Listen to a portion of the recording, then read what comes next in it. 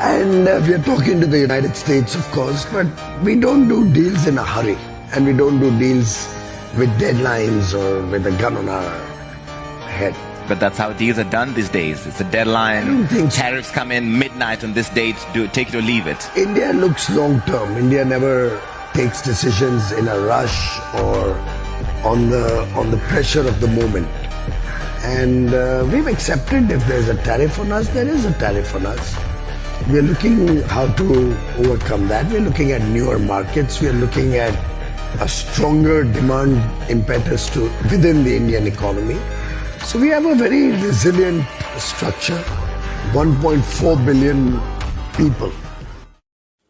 जय हिंद दोस्तों, ये आपने देखा, ये हमारे कॉमर्स मिनिस्टर पीयूष गोयल जी 24 अक्टूबर को बर्लिन ग्लोबल डायलॉग में जो पैनल था डिफरेंट मिनिस्टर्स का अलग अलग कंट्री से, उसमें बात कर रहे थे और उन्होंने स्पष्ट रूप से ये बोला कि भारत कोई भी डील जल्दीबाजी में और प्रेशर के अंदर साइन नहीं करता है, ना करेगा।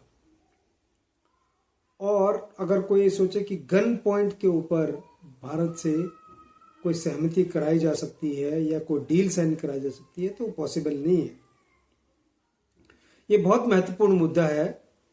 अगर हम भारत के पास्ट में झांक कर देखें तो शुरू से ही भारत ने नॉन अलाइनमेंट जो पॉलिसी अपनाई थी, उसका एक ये जीता जागता सक्षम और स्ट्रांग उदाहरण है कि भारत जो विश्व की सबसे बड़ी डेमोक्रेसी है, उसको काफ़ी हमारे पड़ोस में ऐसे देश हैं, आप देखें, अभी देखा होगा आपने पाकिस्तान की क्या हालत है, कैसे वो यूएसए के पैरों के नीचे बिछा हुआ है। क्या उनके प्रधानमंत्री ने वहाँ पर वक्तव्य दिया, कितना शर्मनाक था वो। बाकी लीडर्स देख के उसको शौक थे कि कैसे वो जो है जो फॉरेन पॉलिसी पाकिस्तान की बन गई है, फ्लैटरी करना यूएसए की या स्ट्रॉन्ग नेशंस की, क्योंकि कोई इंडिपेंडेंट पॉलिसी नहीं है। अगर हम अपनी पॉलिसीज को देखें तो जो पीयूष गोयल जी ने ये बोला 24 अक्टूबर को, ये एक्चुअली में जो भारत का पॉलिसी स्ट्रक्चर है, इंडिपेंडेंट डिसीजन मेकिंग एबिलिटी है और भारत के इंटरेस्ट, नेशनल इंटरेस्ट को आगे रखने का, सर्वप्रथम रखने का जो हमारा एक मैं कहूँगा कि बहुत ही स्ट्रांग कदम है, उसको दर्शाता है। आप ये तो एक एग्जाम्पल है, आप हमारे और भी कई मुद्दों को देख लें। जो यूएस के साथ हमारी ट्रेड डील पिछले 2 सालों से बात चल रही है, भारत के ऊपर उसको यूएस टर्म्स कंडीशंस के ऊपर साइन करने का बहुत प्रेशर बनाया। ट्रंप ने तो इतना प्रेशर बनाया कि वो जो अभी टैरिफ हो गए या सैंक्शंस अब वो लगा रहे हैं, या जो भारत को भारतीयों को डिपोर्ट कर रहे हैं वहां से, तो शायद ही कोई हथकंडा ऐसा बचा हो जो ट्रंप ने ना अपनाया हो भारत को ट्रेड डील को साइन करने के लिए उनकी कंडीशंस के ऊपर। पर अभी भी वो ट्रेड डील जो है साइन नहीं हो पाई है। लेटेस्ट अपडेट ये है कि यूएस में जो कैबिनेट सेक्रेटरी और जो सेक्टरल लेवल के जो ब्यूरोक्रेसी लेवल के लोग हैं, वो 2 बार इस ट्रेड डील को एग्री करके ट्रंप के पास ले गए हैं और ट्रंप ने वो दोनों बार, पहली बार उस पर, दूसरी बार रिजेक्ट कर दिया है कि आप इंडिया से और कंसेशन लेके आओ, और इंडिया वो कंसेशन देने को तैयार नहीं है। जिसमें से एक अहम मुद्दा है कि जो यूएसए के डेयरी प्रोडक्ट्स हैं, जिनको हम जेनेटिकली मॉडिफाइड प्रोडक्ट्स बोलते हैं, वो एक्चुअली में आर्टिफिशियल डेयरी प्रोडक्ट्स हैं। यूएस इंडियन मार्केट की ताक में है कि वो अगर उन प्रोडक्ट्स के लिए इंडिया अपना मार्केट खोलेगा तो उनके लिए वो एक बहुत बड़ा सप्लाई का जरिया बनेगा, जबकि भारत की जो पॉलिसीज हैं वो जेनेटिकली मॉडिफाइड डेयरी प्रोडक्ट्स को परमिट नहीं करती है और भारत ने उसको आउटराइटली रिजेक्ट कर दिया है। ये एक बहुत बड़ा मुद्दा है। उसके अलावा भी काफ़ी और मुद्दे हैं। आप ये देखें कि यूएस ने रसिया यूक्रेन वॉर के ऊपर इंडिया को यूक्रेन का साथ देने के लिए या यूएस के पक्ष में आने के लिए कितना प्रेशराइज किया। ट्रंप ने प्रेशराइज किया, उससे पहले जो प्रशासन था उन्होंने बहुत प्रेशराइज किया, पर भारत ने ये स्पष्ट कर दिया दुनिया को कि जो ट्रस्टवर्दी पार्टनर है उसकी अहमियत क्या होती है, और भारत की नज़रों में रसिया एक ट्रस्टवर्दी पार्टनर है। लाखों कोशिश करने के बाद भी जो यूएस का प्रेशर था रसिया यूक्रेन वॉर के ऊपर इंडिया के लिए, वो इंडिया उसके प्रेशर में नहीं है। डिफेंस डील्स को लेके आज भी हमारा जो 60 to 70% जो इंपोर्ट्स हैं, हालांकि आत्मनिर्भरता के ऊपर अच्छा काम हो रहा है, पर फिर भी जो इंपोर्ट्स हैं उसमें से 60 to 70% इंपोर्ट्स हमारे रसिया से हैं। ट्रम्प वॉज होपिंग कि मैं F-35 या उससे रिलेटेड जो भी डिफेंस इक्विपमेंट्स हैं वो इंडिया को हाथों हाथ भेज दूंगा। वो तो अपनी तरफ से, जो पिछली बार हमारे प्रधानमंत्री वहाँ गए थे तो वो तो तैयारी कर चुका था कि डील अभी साइन हो जाए, किंतु इंडिया ने अपने इंटरेस्ट में वो जो उनकी जो भी वेपनरी थी उनको एसेस किया, उनका ड्यू डिलिजेंस हुआ, ऑडिट हुए, जो कुछ भी हुआ, पर अभी तक वो कुछ भी अमेरिका के हिसाब से नहीं हो पाया है। भारत जब भी जो भी इक्विपमेंट परचेज करता है वो अपने इंटरेस्ट को देख के करता है। ऑपरेशन सिंदूर में जो Russian missile system, anti air defensive system हमारे पास आया था S-400 वगैरह, आपने देख लिया कि हमारे कितने काम आया और वो कितना अच्छा डिसीजन था भारत का।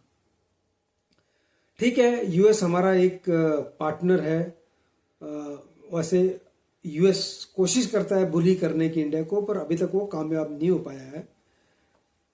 जो कॉपरेशन वाली बात है वो ठीक है, एक हद तक कॉपरेशन करना चाहिए। यूएस बहुत बड़ी इकोनॉमी है, वर्ल्ड की सोल सुपर पावर है, हम इस चीज को समझते हैं, पर क्या वो कॉपरेशन हम अपने नेशनल इंटरेस्ट्स के आगे जाके कर सकते हैं? नहीं कर सकते। टैरिफ लगाएं, सैंक्शन लगाएं, वो ठीक है, हम समझ सकते हैं कि उससे हमें परेशानी है और हमारे लिए मार्केट में उसकी वजह से चैलेंजेस हैं काफ़ी, क्योंकि यूएस के साथ हमारा अच्छा खासा प्रॉफिटेबल ट्रेड है, तो उसमें इम्पैक्ट होगा जरूर कुछ $1 बिलियन का। किंतु अगर हम अपना विजन देखें और हम फोरसाइटेडनेस देखें और लॉन्ग टर्म इंटरेस्ट देखें, तो ये ज़रूरी है कि भारत जो है, जो उसकी ये इंडिपेंडेंट पॉलिसी है, इसके ऊपर कायम रहे और चलता रहे। एक बड़ा एग्जाम्पल ऑपरेशन सिंदूर का ये है, मेरे ख्याल से 40 बार प्रेसिडेंट ट्रम्प ने या तो ट्वीट किया या कहीं ना कहीं घोषणा की कि उसने इंडिया और पाकिस्तान का ट्रूस कराया है, आपस में शांति कराई है, जो कि इंडिया ने उसको आउटराइटली रिजेक्ट कर दिया। और जितनी बार शायद उसने उसका क्रेडिट लेने की कोशिश की, पाकिस्तान ने उसको अपने कंधे पर बैठाया और उसके 2 बार उसको जो है नोबेल पीस प्राइज के लिए नॉमिनेट करने की कोशिश की, भारत ने उसको उतनी ही बार रिजेक्ट किया। और भारत ने स्पष्ट कर दिया कि इसमें जो है कोई यूएस का इंटरवेंशन या यूएस का उसमें कोई भी हमारा जो हमने पाकिस्तान के साथ जो ये ट्रूस किया है, ये हमारा इंडिपेंडेंट फैसला है। और ऑपरेशन सिंदूर अभी तक ऐसा नहीं है कि वो ख़त्म कर दिया गया है, पॉज है, जब जरूरत पड़ेगी वो बटन सिर्फ जो है दबाने की जरूरत है। तो पाकिस्तान इस बात को भली भांति समझ रहा है कि भारत को ऐसे प्रेशराइज नहीं किया जा सकता है। तो ऐसे कई मुद्दे हैं जिनके ऊपर जो है हम देख सकते हैं कि भारत ने, चाहे उसके हमें नियर टर्म में नुकसान हो रहे हैं, हम देख रहे हैं, जैसे हमको प्रेशराइज किया जा रहा है कि आप रसिया से ऑयल इंपोर्ट ना करें, या और भी कई अलायंसेस को लेकर यूएस हमें प्रेशराइज करता रहता है। यूएस ने पाकिस्तान को थोड़ा सा भाव दे दिया है अभी इस बात के लिए कि वो ये इंडिया को दिखाए कि अगर आप हमारी बात नहीं मानोगे तो हम पाकिस्तान को ऊपर उठाएंगे। तो भाई ठीक है, आपको मुबारक हो। सब जानते हैं कि पाकिस्तान को कितना ट्रस्ट किया जा सकता है, हमसे ज़्यादा यूएस जानता है कि पाकिस्तान कितना ट्रस्टवर्दी हो सकता है। तो ये सब दांव पेच तो खैर चलते रहते हैं, बट हमारे लिए बहुत इंपॉर्टेंट बात है, और ये हमारे लिए एक्चुअली में मैं कहूँगा कि this is a matter of pride for us, कि a country like India which is still a developing country is the probably only country. आप नोट कर लें, नहीं तो यूएस ने यूरोपियन यूनियन हो या पाकिस्तान जैसे टूटे फूटे देश हों, इनको साइड लगा के रखा हुआ है। अगर झुकोगे तो ठीक है, नहीं झुकोगे, हमारे पैर पर नहीं पड़ोगे तो फिर उसके परिणाम भुगतने पड़ेंगे। तो और सब झुकते हैं। भारत ने ये स्पष्ट कर दिया है कि we are partners, we are not your, we are alive, we are your partners, we are not your junior partner कि आप जब चाहो तो आप हमारा गर्दन दबोच दो। वो नहीं भारत बर्दाश्त करेगा। चाहे वो हमारे फॉरेन मिनिस्टर हों, चाहे अभी जैसे देखा आपने पीयूष गोयल जी हमारे कॉमर्स ट्रेड मिनिस्टर हैं, या हमारे खुद के प्रधानमंत्री हैं, उन्होंने इस चीज़ को स्पष्ट किया है कई बार कि ऑल आवर पॉलिसीज और all our statements, all our steps first will be the Indian interest, उसके बाद कुछ और होगा, जो भी कॉपरेशन होगा या कहीं पर। जैसे आप कॉपरेशन आप देखना हो तो जैसे इन्होंने अभी जो है जो इजराइल और हमास के बीच में जो ट्रूस हुआ उसको साइन किया, Bharat has, India has appreciated that, it has welcomed it, we have welcomed it, that's a good thing. पर अगर यूएस या कोई भी दूसरा देश ये समझता है कि भारत को सिर्फ इस बात के लिए कि we are looking for new markets या our financial needs are more, our economical requirements are ever growing, इन सब चीज़ों के ऊपर भारत को दबाया जा सकता है या भारत से जबरदस्ती को डील साइन करा जा सकती है या भारत को इन मामलों के ऊपर जो है वो आइसोलेट किया जा सकता है, तो वो पॉसिबल नहीं है। We are a fastly rapidly growing economy, the world needs much more of India than India needs anybody else. Let that be very very clear.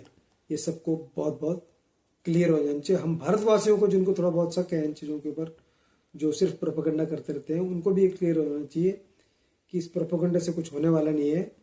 Bharat ने एक पेस पकड़ी हुई है इकोनॉमिक स्टेबिलिटी की, पॉलिटिकल स्टेबिलिटी की, social stability की और एक अच्छे जीडीपी ग्रोथ की। भारत उसके ऊपर आगे बढ़ता रहेगा।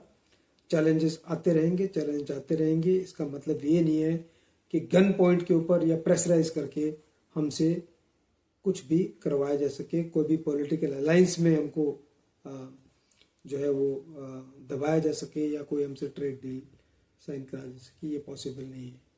तो आगे भी इसके ऊपर और भी मेरे ख्याल से काफ़ी न्यूज़ जियो पॉलिटिक्स में आती रहेंगी। हम उसके ऊपर नज़र रखेंगे और आपके साथ आगे भी शेयर करते रहेंगे।